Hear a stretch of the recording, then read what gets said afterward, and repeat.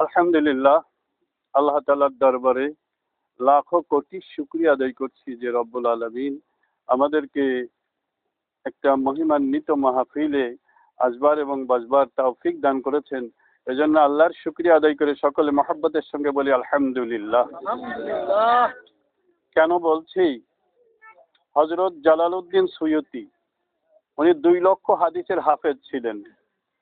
3 লক্ষ হাদিস ওনার কালেকশনে সংগ্রহে ছিল। জালালউদ্দিন সুয়ুতি পৃথিবীতে যতগুলি তাফসিরুল কোরআন আছে তার ভিতরে একটা শ্রেষ্ঠ তাফসির হলো তাফসিরে জালালাইন। এই জালালাইনের তিনি লেখক ছিলেন এবং তিনি এত বড় একজন আল্লাহর ওলি ছিলেন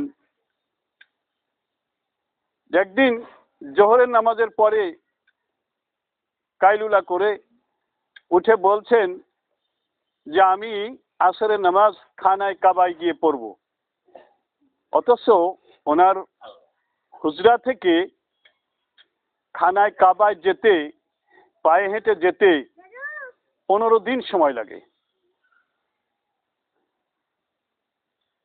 তখন ওনার যে খাদেম ছিলেন, খাদেম বললেন যে হুজুর এটা কি করে সম্ভব, 15 দিন যেতে লাগবে আর আপনি আজকে গিয়ে খানায় কাবায় আসরের নামাজ আদায় করবেন, তো তুমি যাবে কিনা তাই বলো। জালালউদ্দিন সুয়ুতি বললেন যে তুমি যাবে কিনা তাই বলো। তো খাদেম বলল জি এরকম সুযোগ পাইলে তো কে না যায়। তো বলছে তাহলে তুমি উজু করে রেডি হও, প্রস্তুত হও। প্রস্তুত হয়ে গেলেন। এরপরে খাদেমকে বললেন যে আমার বাম হাতখানা ধরো এবং চক্ষু বন্ধ করো, বলে বিসমিল্লাহির রহমানির রহিম বলে তুমি কদম ফেলো। আমি যত সময় না বলবো তুমি চক্ষু খুলবে না। তো খাদেম বলছে 25 কদম যাবার পরেই জালালউদ্দিন সুয়ুতি বললেন যে তুমি চোখ খোলো। আমি চোখ খুলে দেখলাম মসজিদুল হারামের বাবুস সালামে আমরা দুইজন দাঁড়িয়ে আছি। বলেন সুবহানাল্লাহ। কেউ কেউ মনে করতে পারে এগুলি অবাস্তব, এগুলি অস্বীকার অবিশ্বাস করার কারণ নাই। তবে একেবারেই সঠিক একেবারেই বেঠিক কোনোটাই বলবো না, হতে পারে নাও পারে। তবে এটা পৃথিবীর ইতিহাসে সর্বজন স্বীকৃত, এজন্য এটা হয়েছিল। এবং পৃথিবীতে যত নবী এসেছিলেন প্রত্যেক নবীকে আল্লাহ তাআলা মুআজিজা দিয়েছিলেন। মুসা আলাইহিস সালামের লাঠি দিয়েছিলেন, ঈসা আলাইহিস সালাম কুষ্ঠ রোগের গায়ে হাত বুলাই দিলে সুস্থ হয়ে যেত, অন্ধ রোগীর চোখে হাত বুলাই দিলে চোখ ভালো হয়ে যেত। এরকম প্রত্যেকটা নবীর আল্লাহ তাআলা মুআজিজা দিয়েছিলেন। যে নবী যখন দুনিয়া থেকে বিদায় হয়ে চলে গিয়েছেন তার মুআজিজাগুলিও তখন শেষ হয়ে গেছে, বিলুপ্ত হয়ে গেছে, আর থাকে না। কিন্তু আমার আপনার নবী, দয়ার নবী, মায়ার নবী, উম্মতের পাগল নবী, কান্ডারি নবী, তিনি বিদায়ের মুহূর্তে বলেছিলেন যে হে আমার উম্মতেরা, আল্লাহ তাআলা আমার যে 4500-এর ঊর্ধ্বে মুআজিজা দিয়েছিল আমি একটাও নিয়ে গেলাম না, আমি আমার উম্মতের জন্য সব রেখে গেলাম। বলেন সুবহানাল্লাহ। এই মুআজিজাগুলি যখন উম্মতের দ্বারা আল্লাহ প্রকাশ করেন সেটা হয় কারামত। এটা নিজ ক্ষমতা বলে নবী রাসূলও দেখাইতে পারতেন না বা ওলিয়া উলিয়ারাও দেখাইতে পারেন না, এটা আল্লাহর ক্ষমতায় ঘটে। তবে আল্লাহর কাছে চাইতে পারেন, আল্লাহর কাছে চাইতে পারেন। চাইলে যারা মুস্তাজাবুদ দাওয়া, যাদের দোয়া আল্লাহ তাআলা কবুল করেন, তারা আল্লাহর কাছে যদি কোনো এরকম বায়না ধরেন তাহলে আল্লাহ তাআলা সেটা শোনেন। যার প্রমাণ হাদিস শরীফে আসছে, হযরত আনাস ইবনে নাজর কোন এক সময় রুবাইয়া নামে একটা বালিকা আর একটা বালিকার পাথর মেরে দাঁত ভেঙে ফেলে। এই রুবাইয়া ছিলেন সম্ভ্রান্ত পরিবারের, বালিকা। তো আনাস ইবনে নাজর এসে রসুলের কাছে সুপারিশ করলেন যে ইয়া রাসূলুল্লাহ, কোরআনে তো আছে চোখের বদলি চোখ, কানের বদলি কান, নাকের বদলি নাক, দাঁতের বদলি দাঁত, খুনের বদলি খুন, রক্তের বদলি রক্ত।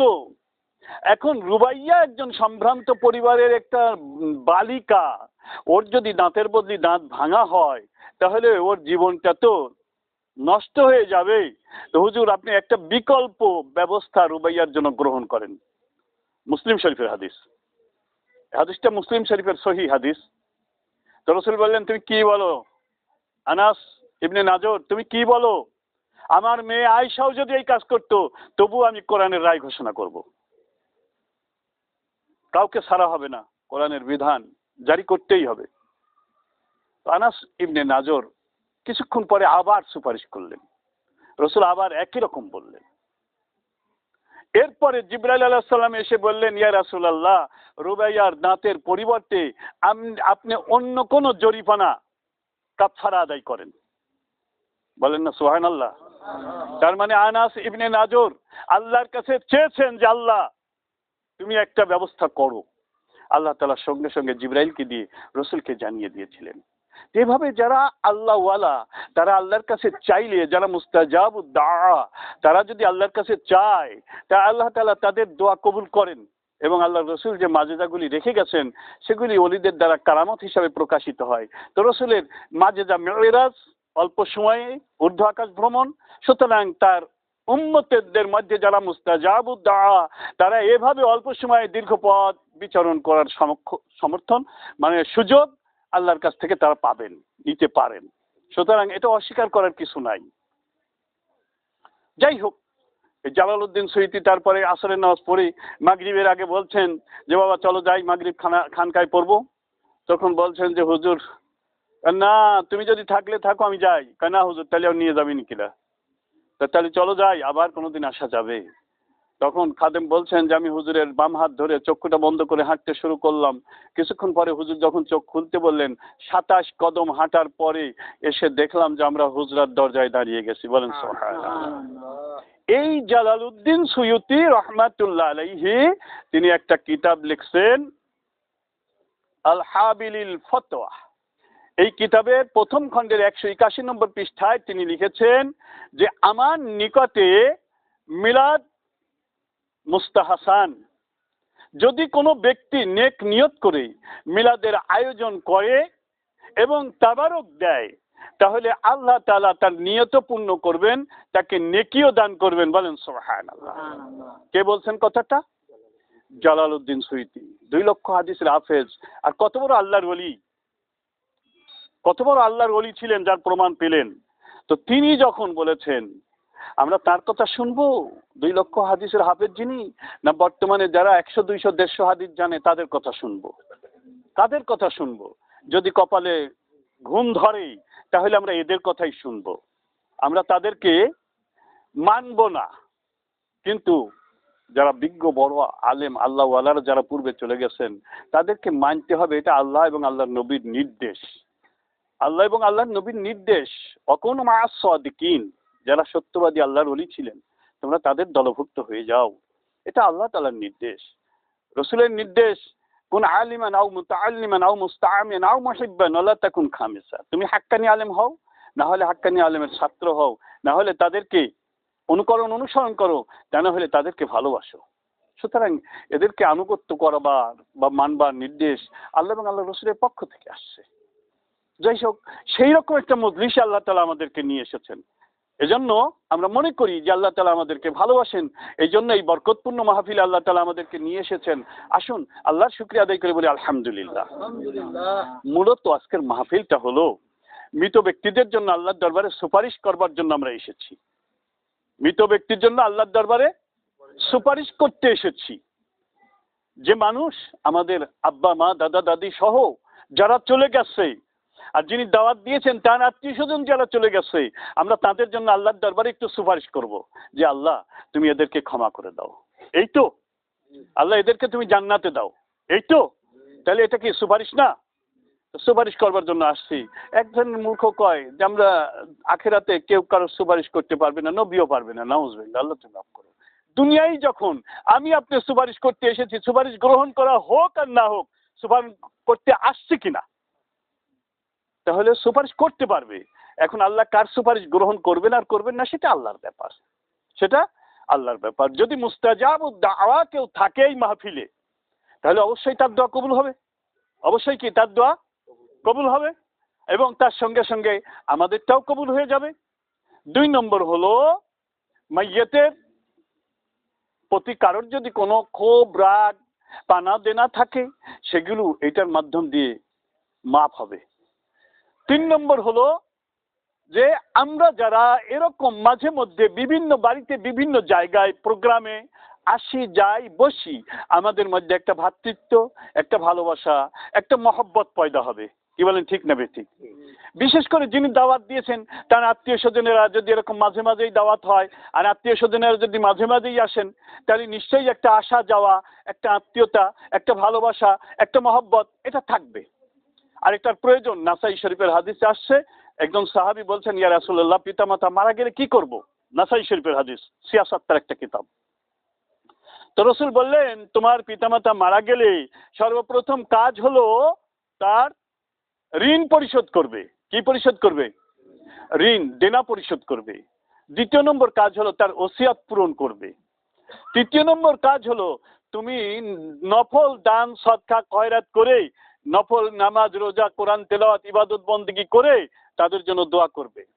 4 নম্বর হলো তার যারা বন্ধু, আত্মীয় স্বজন, তাদের সঙ্গে সুসম্পর্ক রাখবে, তাদের সঙ্গে সুসম্পর্ক রাখবে।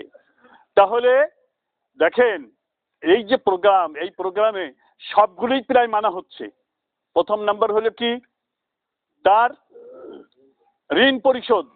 তাহলে যার কাছে ঋণ আছে তার কাছে মাপ চাওয়া হচ্ছে, তাকে দাওয়াত দিয়ে খাওয়ায় সন্তুষ্ট করা হচ্ছে, সে মাফ করে দিচ্ছে, ঋণ পরিশোধ হচ্ছে। 2 নম্বর হলো তার ওসিয়াত পূরণ। সে যে ওসিয়াতগুলি করে গেছে, তার আত্মীয় স্বজনদের সঙ্গে ভালো সম্পর্ক রাখবা, ছেলে মেয়ে, ভাই বোন, আত্মীয় ভালো সম্পর্ক রাখবা, সেটা পূরণ হচ্ছে। 3 নম্বর হলো এখানে যে মানুষকে মেহমানদারি করা হবে, এটা একটা নফল ইবাদত দান, এবং আলেম ওলামাদেরকে, আত্মীয় স্বজনদেরকে খাওয়ানো হবে, এটা মেহমানদারি, এটাও নফল ইবাদত, সুন্নাত। এরপরে পশু পাখি খাবে, এটাও নফল ইবাদত, দান সদকা। এরপরে আমরা যে দরুদ পড়ব, কোরআন পড়েছি, মিলাদ পড়েছি, যাই পড়েছি, এর জন্য নফল ইবাদত কিছু সওয়াব হয়েছে, এই সওয়াবগুলি তাদের জন্য সওয়াব রেসানি করা হবে। 4 নম্বর হলো যে আত্মীয় স্বজনদের দাওয়াত দেওয়া হয়েছে, এরকম মাঝে মাঝে যদি দেওয়া হয়, তাহলে আত্মীয় স্বজনের সঙ্গে সম্পর্ক থাকবে। আর যদি এই প্রোগ্রাম না থাকে, দাওয়াত যদি মাঝে মাঝে দেওয়া না হয়, কেউ কারো কিছুদিন পরে চিনবেই না, জানবেই না, বুঝবেই না। কি বলেন, ঠিক না বেঠিক? এই হাদিস অনুযায়ী দেখা যায় সবগুলোই কিন্তু মানা হয়ে যায়, সবগুলোই মানা হয়ে যায়। কেউ কেউ বলে এটা হারাম, জায়েজ নাই। নাউজুবিল্লাহ। বুখারী, মুসলিম, তিরমিজি, আবু দাউদ সব কিতাবগুলিতেই আসছে যে খাদিজা রাদিয়াল্লাহু তাআলা আনহা ইন্তেকালের পরে রাসূল পাক সাল্লাল্লাহু আলাইহি সাল্লাম খাদিজার আত্মীয় স্বজন এবং বান্ধবীদের বাড়িতে গোশত বিতরণ করতেন। তারা কি গোশতগুলি নিয়ে খেত নাকি করতো? কি বলেন, খেত নাকি করতো? আচ্ছা, এই গোশতগুলি উনি কেন দিতেন? ওনার নিয়ত কি ছিল? নিশ্চয়ই খাদিজার রুহের মাগফিরাত, খাদিজার জন্য তারা দোয়া করবে, খাদিজার আত্মা শান্তি পাবে। তাহলে রসুল যদি খাদিজার জন্য এরকম কোন অনুষ্ঠান করতে পারে, আজকে আমাদের বড় ভাই আকবর শেখ তার স্ত্রীর জন্য কি এরকম মানুষকে খানা দিতে পারেন না? কি বলেন, দিতে পারেন কি পারেন না? এটা কি রসুলের অনুকরণ হয় কি হয় না? তো এই রসুলের অনুকরণ যেটা সুন্নাত, সেটাকে যদি কেউ বলে হারাম, তার ঈমান থাকবে? হাদিস ইনকারকারী, হাদিস অস্বীকারী, আর না হয়তো মূর্খ, জানে না, বোঝে না। মূর্খ যে জানে না, বোঝে না, তাহলে পূর্ববর্তী আলেমদেরকে অস্বীকার করার দরকার কি? আমি যখন জানি না আমি চুপ থাকি। কি বুঝতে পারছেন? তো যাই হোক, এজন্য এখানে নিয়তটা আর একটু পরিবর্তন করতে হবে। সেটা হলো আলেম ওলামা আত্মীয় স্বজন যারা আসবে তাদেরকে আমি মেহমানদারি করব, পশু পাখি ফকির মিসকিন যেটা খাবে এটা হবে সদকা খয়রাত। এই দুইটা ভাগে ভাগ হবে, দুই দিক থেকেই নাকি আসবে। এরপরে আলেম ওলামাদেরকে দাওয়াত দিলে তাদের ভিতরে যদি একজন মুস্তাজাবুদ দাওয়া থাকে, মুসল্লিদেরকে দাওয়াত দিলে তাদের মধ্যে যদি একজন মুস্তাজাবুদ দাওয়া থাকে, তাহলে তার দোয়াটা সঙ্গে সঙ্গে আমাদের সকলের দোয়া কবুল হয়ে যাবে। এর মধ্যে প্রতিবেশী আত্মীয় স্বজন যারা থাকবে তাদের কাছে দেনা দায়িত্ব থাকলে সেটা শোধ হয়ে যাবে। এজন্য এই প্রোগ্রামটা নিঃসন্দেহে খারাপ না, ভালো। পূর্ববর্তী বড় বড় আলেমেরা যেহেতু এটাকে সমর্থন করেছেন, সেহেতু আমরাও সমর্থন করি, সেহেতু আমরাও এটাকে কি করি, সমর্থন করি। 3 নম্বর কথা যেটা বলবো যে হযরত ইমাম গাজালি রহমাতুল্লাহ আলাইহি মুকাশাফাতুল কুলুব নামে একটা কিতাব লিখেছেন, মুকাশাফাতুল কুলুব। এই কিতাবের ভিতরে তিনি ঘটনাটা লিখেছেন যে এক বিধবা তার মেয়ে যুবতী অবস্থায় মারা যায়। তো ওই বিধবা যে বললেন, হুজুর আমার একটাই মাত্র মেয়ে, আমি ওই মেয়েটাকে মানুষ করবার জন্য দ্বিতীয় বিবাহে আবদ্ধ হইনি, আর আমার এত ভালোবাসার আদরের মেয়েটা মারা গিয়েছে, আমি ওকে ছাড়া তো ঘরে মাথা দিতে পারছি না, তো কেমন আছে আমাকে একটু আমার একটু জানতে ইচ্ছা করে, তো কি করলে আমি জানতে পারবো, হুজুর আমাকে একটু নিয়মটা শিখাই দিবেন। ইমাম গাজালি রহমাতুল্লাহ আলাইহি কাশফুল কবর শিখাই দিলেন। তখন ওই বিধবা যে কাশফুল কবর করে দেখলেন যে তার মেয়ের গায়ে আলকাতরা জড়ায়ে আগুন জ্বালায় দেওয়া হয়েছে। মানে মেয়েটা খাস পর্দা করতো না, বেহায়া বেলিল্লা ছিল না, কিন্তু খাস পর্দা করতো না, যেরকম ইসলামে পর্দা করার কথা, যে মেয়েদের চুরির বাজনা পরপুরুষ শুনবে না, মেয়েরা গোসল করার পরে কাপড় নেড়ে দেবে পরপুরুষ দেখতে পারবে না, মেয়েদের কণ্ঠের আওয়াজ পরপুরুষ শুনতে পারবে না, এটাকে বলা হয় খাস পর্দা। তবে আজ জরুরাতু মাহজুরাতুন, অনেক জরুরত থাকলে তখন এ সমস্তগুলি শরীয়ত মোতাবেক লঙ্ঘন করা যায়। যেমন ডাক্তারের কাছে যেতে হবে, ডাক্তারের কাছে গলার আওয়াজ শোনাইতে হবে, এহেন কিছু কিছু ক্ষেত্রে এগুলি বৈধ হবে। তো যাই হোক, মেয়েদের কণ্ঠস্বর, চুরির বাজনা, কাপড় চোপড়, এগুলিও যখন পর্দা, আমাদের এই পর্দাগুলি কায়েম করতে চেষ্টা করতে হবে। আর দাউসুল ইয়াদখুলুল জান্নাতা, যে মহিলা পর্দা করে না আর ওই মহিলার স্বামী ভাই বাপ যারা শাসন করে না তারাও দাউস, আর দাউস জান্নাতে যাবে না।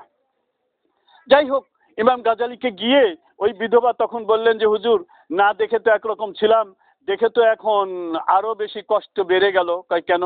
কয় মেয়েটার গায়ে তো এরকম আগুন জ্বালায় দেওয়া হয়েছে আলকাতরা জড়াই, মেয়েটা তো খুব চিৎকার করছে, বিভৎস ঘটনা দেখে আমি তো সহ্য করতে পারছি না। তো হুজুর একটু আপনি যদি আল্লাহর কাছে আমার মেয়েটার জন্য সুপারিশ করতেন, একটু দোয়া করতেন। ইমাম গাজালি রহমাতুল্লাহ আলাইহি ওই কবরস্থানের পাশে গিয়ে দেখলেন উনি কাশফুল কবর করে যে 5টা কবরে আযাব হচ্ছে। তখন তিনি 5 বার দরুদ শরীফ পড়লেন। দরুদ শরীফ পড়ে ওই কবরস্থানে সওয়াব রেসানি করলেন, কবর জিয়ারত করলেন। জিয়ারত করবার পরের দিন ওই মহিলা দেখলেন যে তার মেয়ের গায়ে আজকে আগুন আলকাতরা নাই। বলেন সুবহানাল্লাহ।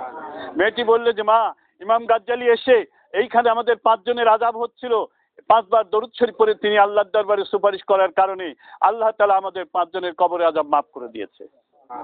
তাহলে কবরের পাশে গিয়ে দরুদ শরীফ পড়ে কবরের ব্যক্তিদের জন্য দোয়া করলে আল্লাহ তাআলা কবরের আযাব কি করে? মাফ করে। তাহলে আজকের যে অনুষ্ঠানে আমরা যে ইখলাস 10 বার, 11 বার দরুদ শরীফ, ফাতিহা 3 বার, আস্তাগফিরুল্লাহ 3 বার, এগুলি পড়ে যে আল্লাহর কাছে দোয়া করব, যদি আমাদের মধ্যে কেউ মুস্তাজাবুদ দাওয়া থাকে তাহলে তার দোয়ায় কবরের আযাব মাফ হবে। কি বলেন? ঠিক না ঠিক? কবরের আযাব মাফ হয়ে যাবে। এজন্য আল্লাহ তাআলা আমাদের সকলকে এই জাতীয় প্রোগ্রাম বা অনুষ্ঠান করবার বা সেখানে যাবার তৌফিক দান করুন। সকল মিলে আল্লাহুম্মা আমিন। তবে একটা কথা মনে রাখতে হবে, ঋণগ্রস্ত হয়ে এই সমস্ত কাজ করা যাবে না, চাঁদা তুলে এই সমস্ত কাজ করা যাবে না, হারাম অর্থ দ্বারা এই সমস্ত কাজ করা যাবে না। যদি করা হয় তাহলে হিতে বিপরীত হবে। আর একটা জিনিস আমার আগে স্মরণ ছিল না, যে 3 দিনের মধ্যে মাইয়াতের বাড়ি চুলা জ্বলবে না, তাহলে 3 দিনের ভিতরে এই জাতীয় অনুষ্ঠান হতে পারে না। আজকে এটা হওয়া উচিত হয় নাই, এটা আগামীকাল হলে ভালো হতো। আগামীকাল হলে ভালো হতো। 3 দিন পুষবে তো আজকে, 3 দিন পুষবে তো আজকে। এটা একটা মুস্তাহাবের খেলাফ হয়ে গেল। মাইয়াতের বাড়ি 3 দিন চুলা না জ্বালানো মুস্তাহাব, আর প্রতিবেশীর বাড়ি থেকে মাইয়াতের বাড়ি 3 দিন খাবার পাঠানো সুন্নাত। সুতরাং এগুলি আমাদেরকে মাথায় রাখতে হবে যে আমরা শুধু এই খয়রাতের ভিতরে ভুল ভ্রান্তি আছে বলে বাদ দিয়ে দেন, মিলাদের ভিতরে ভুল ভ্রান্তি আছে বলে বাদ দিয়ে দেন, এরকম না। নামাজে ভুল ভ্রান্তি থাকলে তো কন্যাজি নামাজ বাদ দিয়ে দেন। নামাজে ভুল ভ্রান্তি থাকলে কি বলেন? সংশোধন করেন। রোজায় ভুল ভ্রান্তি থাকলে কি বলেন? সংশোধন করেন। কোরআন তেলাওয়াতে ভুল ভ্রান্তি থাকলে কি বলেন? সংশোধন করেন। অনুরূপ এই খয়রাতের অনুষ্ঠান বা মিলাদের অনুষ্ঠানে যদি কোনো ভুল ভ্রান্তি থাকে সংশোধন করেন, পুরাটা বাদ দিয়ে দেবেন কেন? হ্যাঁ, যেমন ধরেন ইয়া নবী সালাম আলাইকা, আমরা যেটা বললাম এটা তো একটা দোয়া, রসুলের জন্য এটা একটা দোয়া। কি দোয়া করলাম? হে রসুল, আল্লাহ তাআলা আপনার উপরে শান্তি নাজিল করুন। এটা কি দোয়া না রসুলের জন্য? তো রসুলের জন্য দোয়া করবেন, দাঁড়ায় করবেন, বসে করবেন, শুয়ে করবেন, কোনো অসুবিধা আছে? দোয়া তো রসুলের জন্য। ইয়া নবী, হে নবী সালাম আলাইকা, আপনার উপরে আল্লাহ শান্তি নাজিল করুক। হে হাবিব, আপনার উপরে আল্লাহ শান্তি নাজিল করুক। হে নবী, আপনার উপরে আল্লাহ শান্তি বর্ষণ করুক। আল্লাহুম্মা সাল্লি আলা সাইয়্যিদিনা মুহাম্মদ, হে নবী আল্লাহ আপনার উপরে রহমত বর্ষণ করুন। এটা দোয়া। তো দোয়া মানে কি? মাসনুন দোয়া, এটা তো জিকির। মাসনুন দোয়াটা কি? জিকির। তাহলে তো নিজেই বলছেন ইয়াজকুরুন আল্লাহ কিয়ামা ওয়া কুউদা ওয়া আলা জুনুবিহিম, তোমরা আল্লাহর জিকির করো দাঁড়ানো অবস্থায়, শোয়া অবস্থায়, বসা অবস্থায়। তাহলে দাঁড়ায় তো আল্লাহ জিকির করতে বলছেই। তাহলে আমরা যেটা মাসনুন দোয়া পড়লাম অর্থাৎ জিকির করলাম, এই জিকির দাঁড়ায় করলাম, তাতে দোষটা কি? তবে দাঁড়ায় করতেই হবে, অসম্ভব এরকম ভাবাই যাবে না, এটা একটা চরম অপরাধ। দাঁড়ানো যাবেই না, এটাও চরম অপরাধ। দুইয়ের মাঝামাঝি থাকতে হবে, দুইয়ের মাঝামাঝি থাকতে হবে। এই খয়রাতের ব্যাপারেও ঠিক তাই, করতেই হবে এমন ভাবা যাবে না, করা যাবেই না এমনও ভাবা যাবে না, দুইয়ের মাঝামাঝি থাকতে হবে। এরকম সব বিষয়ে বাইনাল ইফরাদ আল তাফরিদ, মধ্যম পন্থা অবলম্বন করা, এটাই উচিত। এবং আল্লাহ তাআলা তাই বলছেন তোমরা হলো মধ্যম উম্মত। আমাদেরকে আল্লাহ তাআলা বলছেন তোমরা হলো মধ্যম উম্মত, আমরা না বাড়াবাড়ি না সারাসারি। আল্লাহ তাআলা আমাদের সকলকে সহি দ্বীনের